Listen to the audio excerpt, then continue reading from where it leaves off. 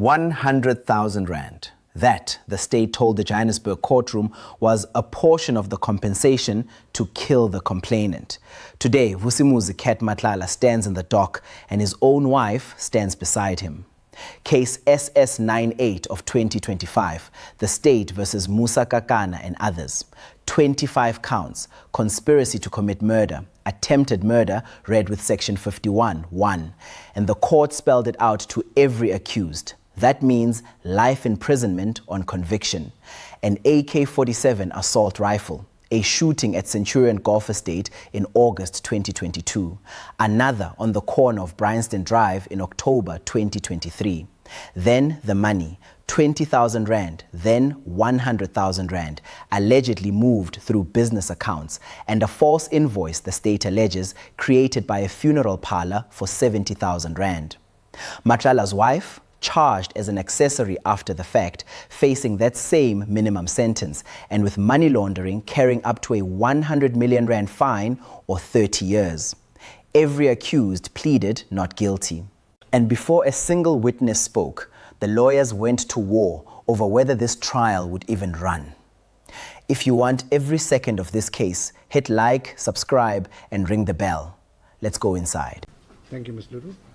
Thank you, my lord. With your indulgence, I'm calling the matter of State versus Musa Kakana and 4 others. Case number is SS98 of 2025.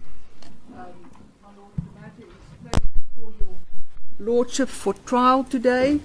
I'm appearing on behalf of the state together with Advocate Katie Ngubane. As the court pleases, thank you, my lord. I confirm my appearance on behalf of accused number 1 in the proceedings. I also confirm that my appearance is on instructions of Strauss, the law attorneys. Mr. Strauss is also present. Now, I respectfully submit that this order by your learned brother was made in the absence of accused number 1's current legal team. I respectfully place on record that accused number 1's current legal team bear instructions for the period in accordance with my availability, excluding the period 11 August until the 28th of August. I've placed on record that I have another trial in the Benoni High Court within the Pretoria jurisdiction, which was in actual fact postponed before this matter was set out for trial. Hence, bringing it to your learned brother's attention on the 26th of February. I submit that the decision to set the matter down for a specific period, and I submit this with respect, my lord, is interlocutory in nature. I submit that an order made by your learned brother for purposes of a period that the matter should be set down and proceed with is interlocutory in nature, can be reconsidered, and you are not bound by his order.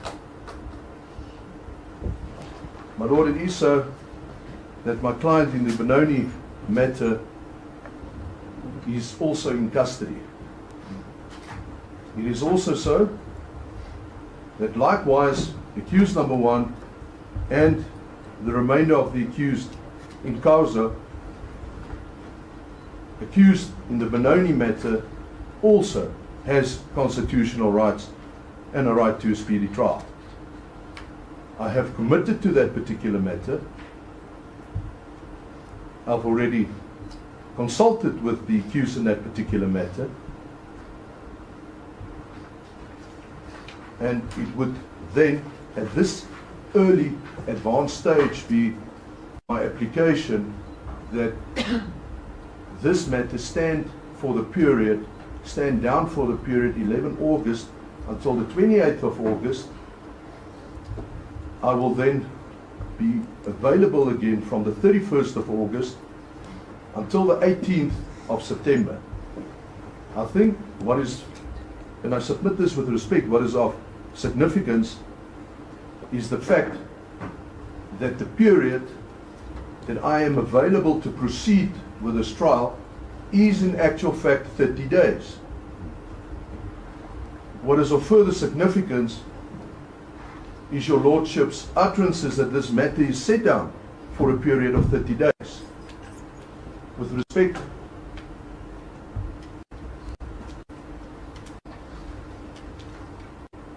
I submit that from the onset, from my first appearance in this matter, and upon arrangement of the trial date, and I think what I've placed on record, my learned friend for the state can confirm, and I think what my learned friend for accused number 2 can also confirm what I've placed on record on the 26th of February 2026 upon my first appearance. I submit that it can never be in the interest of justice that for a period of 1 day short of 3 weeks that Mr. Strauss, who is not the leading counsel and who will not be present during all the days in court, that the matter continues, stands in whilst I'm busy with another matter. That will not serve accused number 1's best interest, and most probably might infringe his right to a fair trial. I plead to this honourable court to grant my request for the reasons it asked. First of all, my lord, my learned friend acting for accused number 1 has one thing wrong. It was not a suggestion made by your learned brother Karum, whether he's acting or not. He's still a judge of this division. He made a court order.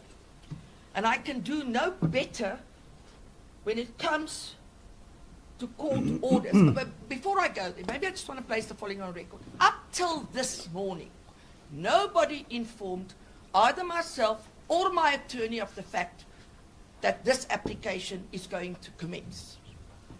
Now, having dealt with the fact that it's a court order, and I respectfully submit, I was present, so were most of the press present in court today on the days when this issue was ventilated before your learned brother. He made a court order. I can do no better when it comes to the validity of court orders. Ms. Then to quote, can I just ask you, can you just assist me? yes, When Karum AJ made a court order, it is my understanding that that court order binds this court here, that I have to make myself available also for the entire period 20th of July 2026 up until Friday the 18th of September. yes, my lord. If your lordship would please... Is that your Yes, understanding? my lord. Will you please permit me to finish my submissions to you? I would gladly, when I finished my submissions, deal with any questions your lordship has of me. A court order is a court order, my lord. And with your lordship's experience, I respectfully submit your lordship should know that that court order stands until such time as an application is brought, a substantive application, to set aside such court order. Now, to set aside a court order, this is trite law. You can set aside it for a variety of reasons, and I did not hear any of those reasons forthcoming. It's further trite law if you wish to set aside the court order that you bring a substantive application. Now, why do we have court orders? In the Zuma matter, the very last matter that the Zondo Commission dealt with, her Justice Sisi Kampepe, who delivered the judgment in that matter, said the following, and I refer your lordship to paragraph 26 of her judgment. She said, court orders are effective only when their enforcement is assured. Once court orders are disobeyed without consequence and enforcement is compromised, the importance of the courts and the judicial authority must surely follow. Effective enforcement to protect the Constitution earns trust and respect for the courts. This reciprocity between the courts and the public is needed to encourage compliance and progressive common constitutional purposes. Now, my lord, there is no arguments, and there can be no argument that that's a court order. That court order will stand until such time as an application is brought to set aside that court order for any of the recognized reasons that strike in law. Now, as I said, the law provides ample authority and opportunity, if you're not happy with the court order, how you deal with it. So my learned friend stands him free at any given time, having regard to the legal and right principles, to deal with the court order as it stands. We object. We say the matter must proceed on the days in question.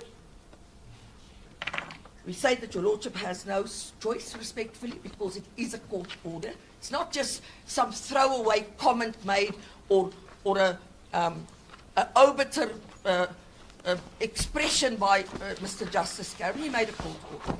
May it please the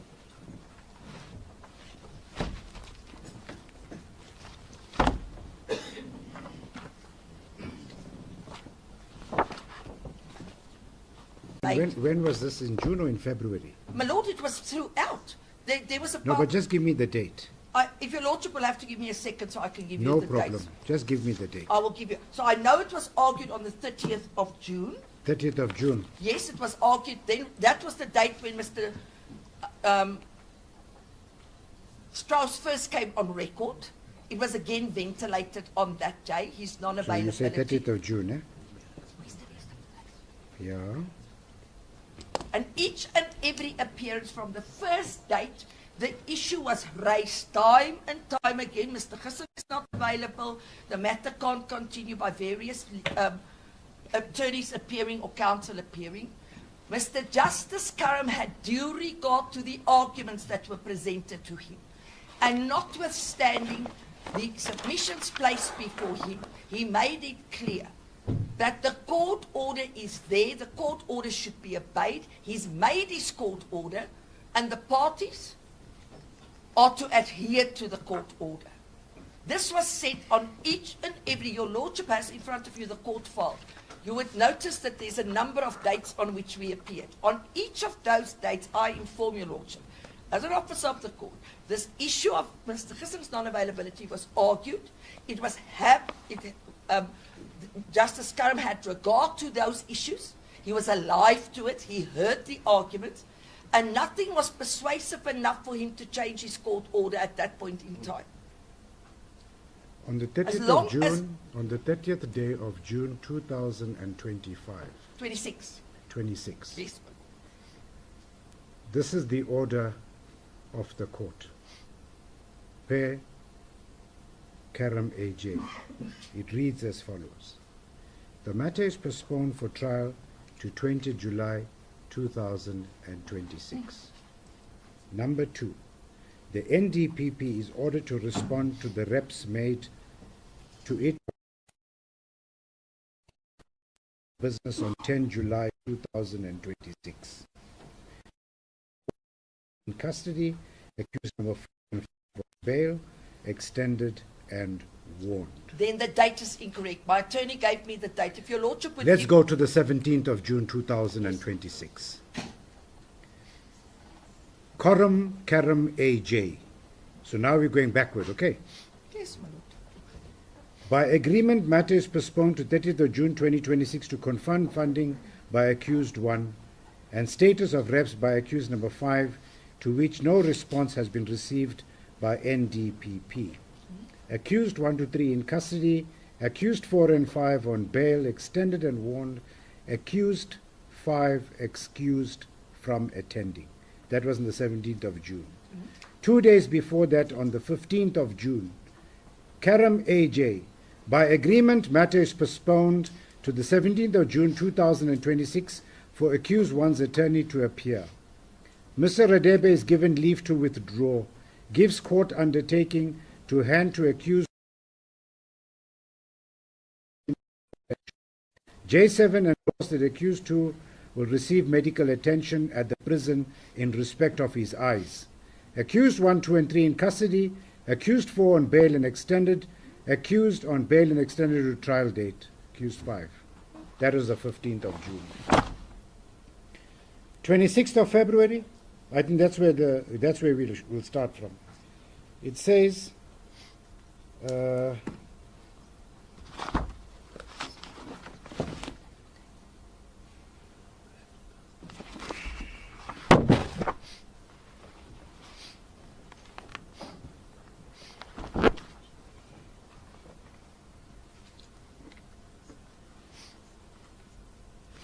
turn over. Let's see where it says turn over. 26th of June, I just see it says turn over. I don't see anything else. My Lord, Okay, that- hold on a second. Just want to see here. It says here, on the 26th of February, Karum AJ, the indictment is amended. 2. The trial date remains the 20th of July 2026. The judge ordered that the matter must run uninterruptedly from the 20th of July up until the Friday, the 18th of September. Now there's an application before this court. Is this court not allowed to deal with the application before it? My Lord, your Lordship can deal with the application before you, but I'm respectfully submitting to your Lordship this issue of Mr. Gissing's availability Yeah. was dealt with. No, And but all- let's just say for one moment, I accept that there's an order by my brother that you do not have to produce the transcripts. You do not have to produce the court order. This court accepts it, will accept your ipse dixit.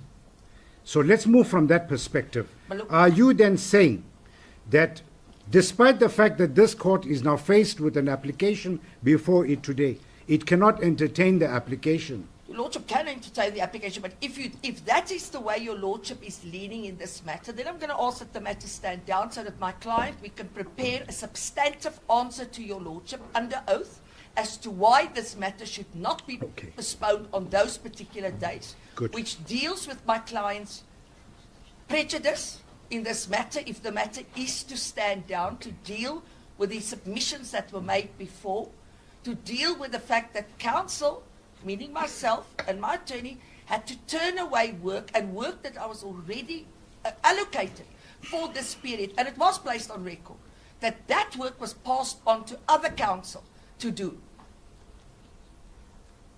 And Thank also to deal with the relevant case law about availability when you ask, at this point, when you take on a brief, what the law says pertaining to that particular issue. So Is there if an- your is Lordship there is so anything inclined further? to deal with it in that matter, then I ask Is the there anything further, Ms. van I ask the Heerden? opportunity that we then respond to that application Thank you. substantively. May it please. The considered view of this court is that there shall be no prejudice suffered to any of the parties before it if this court were to lean in favor to grant the application by counsel for accused number 1. Having read the documents before this court, having considered this matter, having heard counsel, the following order is made. It is ordered that 1. The trial in case number SS 98/2025 shall commence today, Monday, the 20th of July, 2026, and shall continue uninterruptedly up until Friday, the 7th day of August 2026. The trial shall then pause during, number 2, the trial shall then pause during the period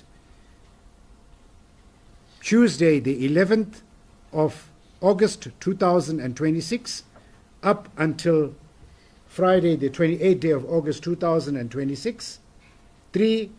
The trial shall resume again on Monday, the 31st day of August 2026, and shall continue uninterruptedly up until Friday, the 18th day of September 2026. That is the order of this court. Yes, thank you.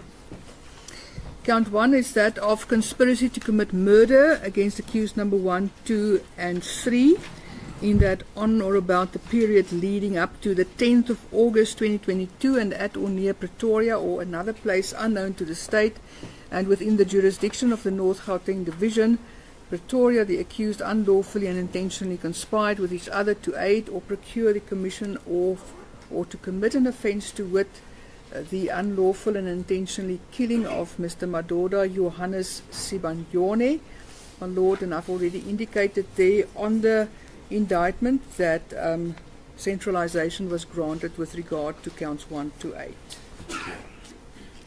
Mr. Musa Kakana, please, you can rise, sir. Do you understand the charge against you? How do you plead to the charge? Thank you. You may take a seat.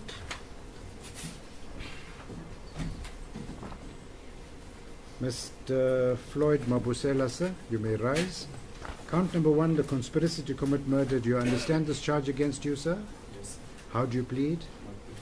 Thank you. Mr. Vusimuzi Matlala, sir, do you understand count number 1, which is a conspiracy to commit murder? Yes, I do. And how do you plead to the charge? Thank you. You may take a seat. Count number 2. Count number 2, my lord, is that of attempted murder. And here I just want to draw the court's attention that I'm relying on section 51(1), part 1 of schedule 2 of the Criminal Law Amendment Act, that is the Minimum Sentences Act. So, my lord, and that is the case with all the attempted murder charges.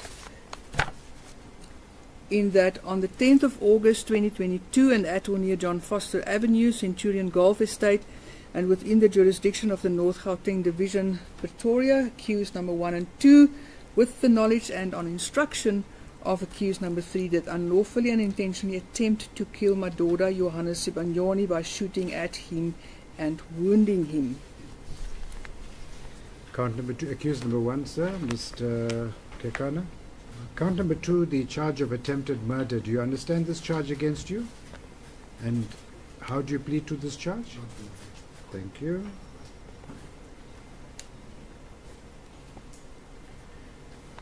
Accused number 2, sir, you may rise. Do you understand count number 2, which is attempted murder? Yes.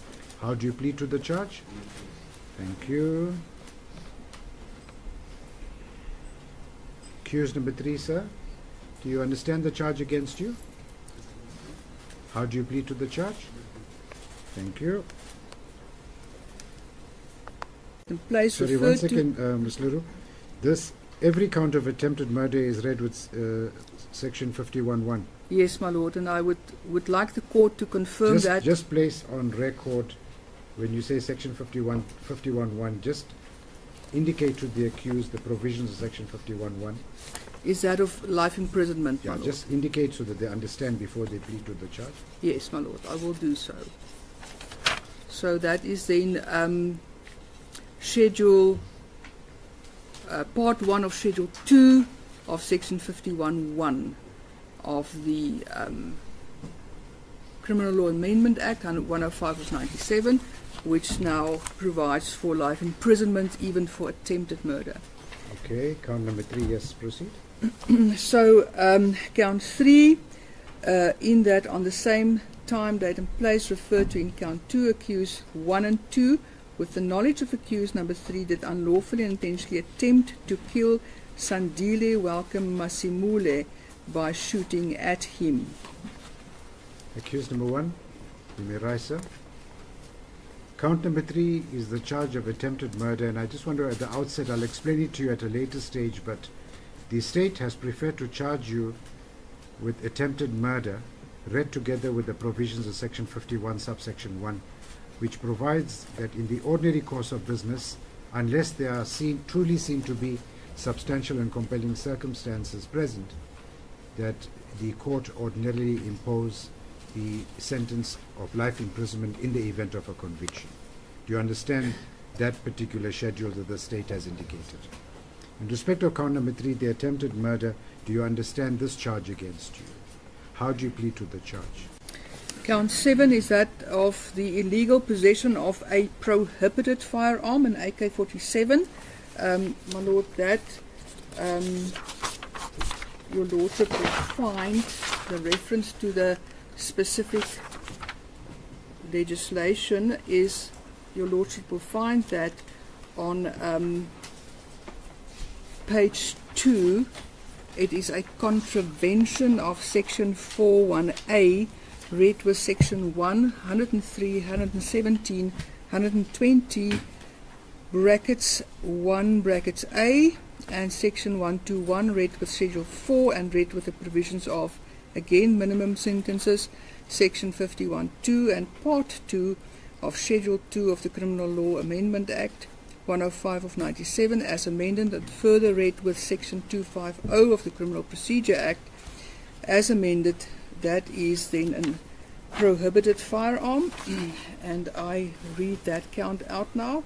In that on or about the same time, date and place referred to in count 2, the accused did unlawfully have in their possession a fully automatic firearm, being a prohibited firearm, to wit a 7.62 9mm Russian model AK-47 assault rifle with a serial number 575363, without being the holders of a license. Just want to double check the caliber. You read the caliber as 7.62 times 9mm.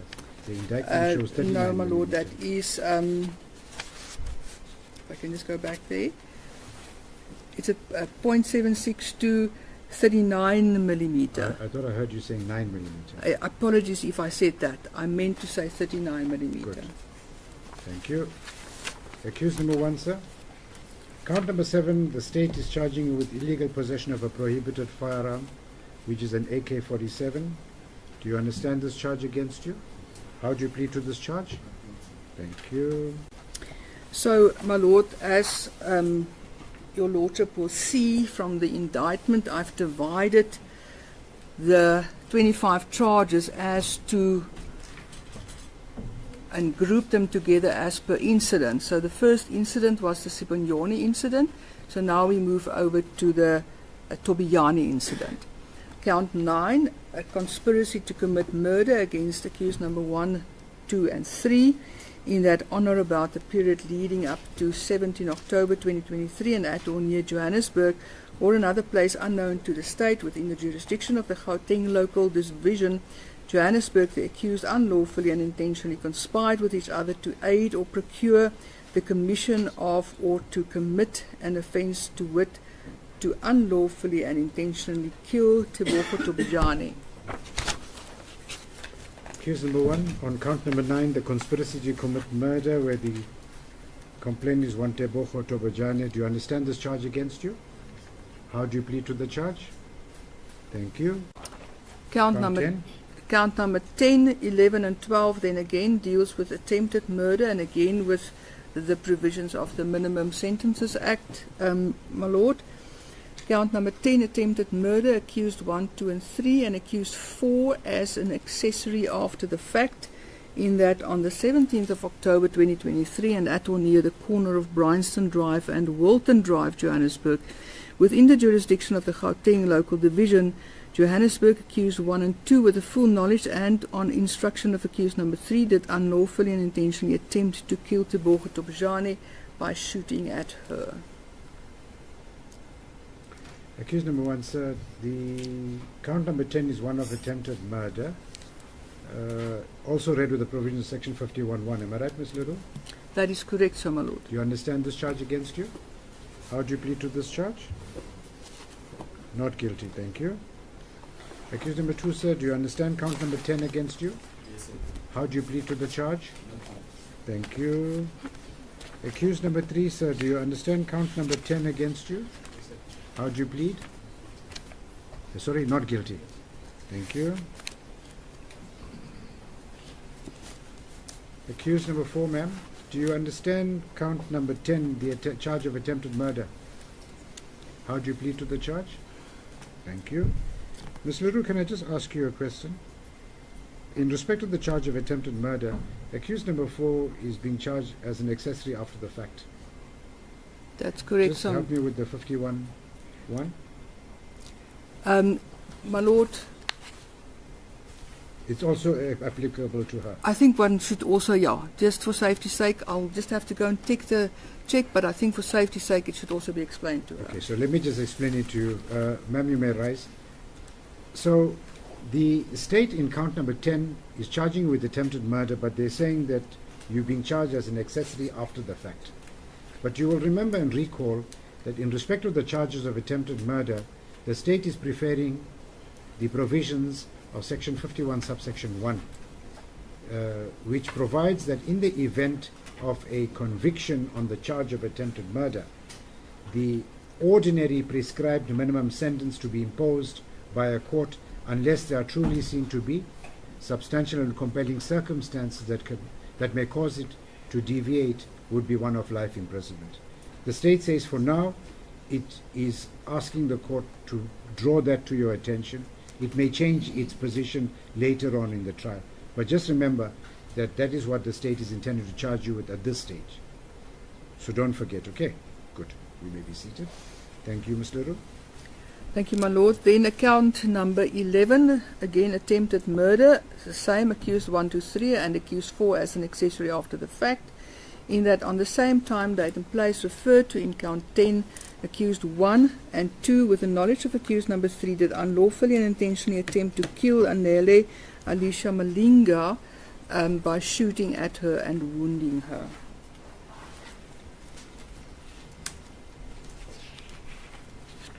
Count number 11 is one of attempted murder of one Anel Alicia Malinga, also known as Japan.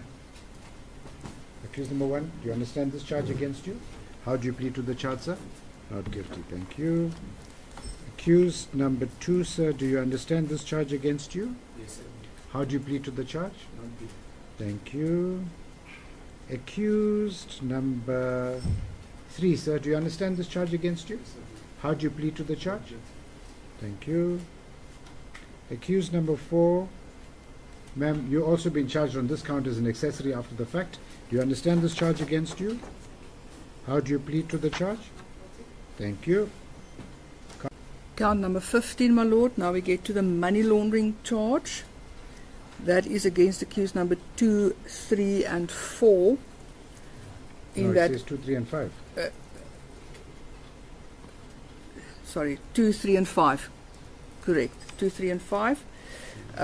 In that on or about the 12th of October 2023 and at or near the same place referred to in count 9, the accused acting in concert with one another and who knew or ought reasonably to have known that the property to wit 20,000 rand, which was or formed part of the proceeds of unlawful activities, did wrongfully and unlawfully enter into any agreement or engage in any arrangement or transaction with or in connection with the property to wit 20,000 rand, or performed any act in connection with such property to wit arranged that the said 20,000 rand being a portion of the compensation to kill the complainant in count 10 to be transferred from the business account of accused number 3 into the business account of accused number 5, whereafter a portion thereof, 15,000 rand, was further transferred into the business account of accused number 2, which had or was likely to have the effect of concealing or disguising the nature, source, location, disposition or movement of the said property or ownership thereof, of any interest which anyone may have in respect thereof, and or of enabling or assisting any person who has committed or commits an offence, whether in the Republic or elsewhere, to either avoid prosecution or to remove or diminish the said property acquired directly or indirectly as a result of the commission of an offence. The penalty clause is quoted there, section 8 brackets 1. Any person convicted of an offence contemplated in section 4, 5 and 6 shall be liable to a fine not exceeding 100 million rand or to imprisonment for a period of not exceeding 30 years. Accused number 2, sir. The state on count number 15 is charging you with money laundering. Do you understand this charge here? Yes, sir. And have you also noted the penalty provision? Yes, sir. How do you plead to the charge? Not guilty. Thank you. You may be seated, thank you. Accused number 3, sir. The state on count 15 is charging you with money laundering. Do you understand this charge against you? How do you plead to the charge? Thank you. Accused number 5, ma'am. It's Ms. Zandile Ntabiseng in Zama.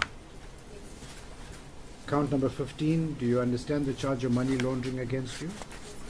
How do you plead to the charge? Thank you. You may be seated.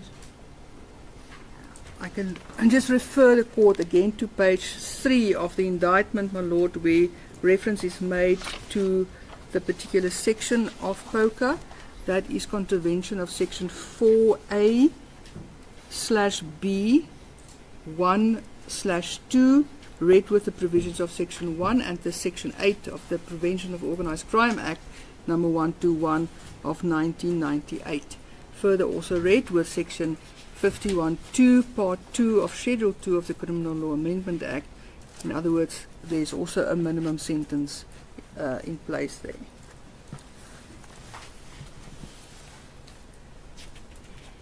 Explain that to the accused later. You can now move to count 16. Count 16, money laundering, against accused number 2, 3 and 5 again. It's the same section, in that on the 18th, on or about the 18th of October 2023, at or near the same place referred to in count 9, the accused acting in concert with one another and who knew or ought reasonably to have known that the property, to wit 100,000 rand, which was or formed part of the proceeds of unlawful activities, did wrongfully and unlawfully enter into any agreement of or engage in any arrangement or transaction with or in connection with the property, to wit 100,000 rand, or performed any act in connection with such property, to wit arranged that the said 100,000 rand, being a portion of the compensation to kill the complainant in count 10, to be transferred from the business account of accused number 3 into the business account of accused number 5, whereafter a portion thereof was further transferred into the business account of accused 2, which had or was likely to have the effect of concealing or disguising the nature, source, location, disposition or movement of the said property or ownership thereof, of any interest which anyone may have in respect thereof, and or of enabling or assisting any person who has committed an offence, whether in the Republic or elsewhere, to avoid prosecution or to remove or diminish the said property acquired directly or indirectly as a result of the commission of an offence. Good. Count number 16. Accused number 2, sir. The state is preparing a charge of money laundering against you in the amount of 100,000 rand. Do you understand this charge against you? Yes, sir. And how do you plead to the charge? Not guilty. Thank you. Accused number 3, sir. Count number 16. Do you understand this charge against you? Yes, sir. How do you plead to the charge? Yes, sir. Thank you. Accused number 5. The state is charging you with money laundering on count number 16. Do you understand this charge? How do you plead? Thank you so much. You may be seated. Count number 17. Count number 17, my lord, is against the accused, is also money laundering, and it is the same provision, section 4. It's accused number 2, 3 and 4 this time. Yes. In that on or about the 19th of May 2025 and at or near Salisbury within the jurisdiction of the Gauteng Local Division, Johannesburg, accused 4, acting in concert with accused number 2 and 3, and who knew or ought reasonably to have known that the property, to wit the 20,000 rand and the 100,000 rand referred to in counts 15 and 16, respectively, which was or formed part of the proceeds of unlawful activities, did wrongfully and unlawfully enter into any agreement or engage in any arrangement or transaction with or in connection with the property, to wit the said money referred to in counts 15 and 16, or performed any act in connection with such property, to wit arranged that a false invoice be created by Poco Funeral Parlour in the amount of 70,000 rand, which had or was likely to have the effect of concealing or disguising the nature, source, location, disposition or movement of the said property or invoice or ownership thereof, of any interest which anyone may have in respect thereof, of enabling or assisting any person who has committed or commits an offence, whether in the Republic or elsewhere, to avoid prosecution or to remove, diminish the said property acquired directly or indirectly as a result of the commission thereof. My lord, I think I should just make a minor amendment here. It should read a false invoice or a receipt. Sorry, where you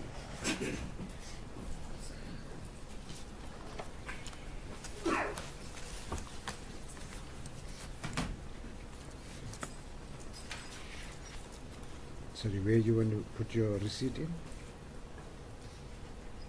Just draw my attention where you want the My amendment. lord, it's the bold type. If your lordship will have regard to the portion Where it says the bold in counts 15 and 16. With regard to count 17, my lord. Yeah, With but regard in line number 1, 2, 3, 4, 5, 6. In line number 7.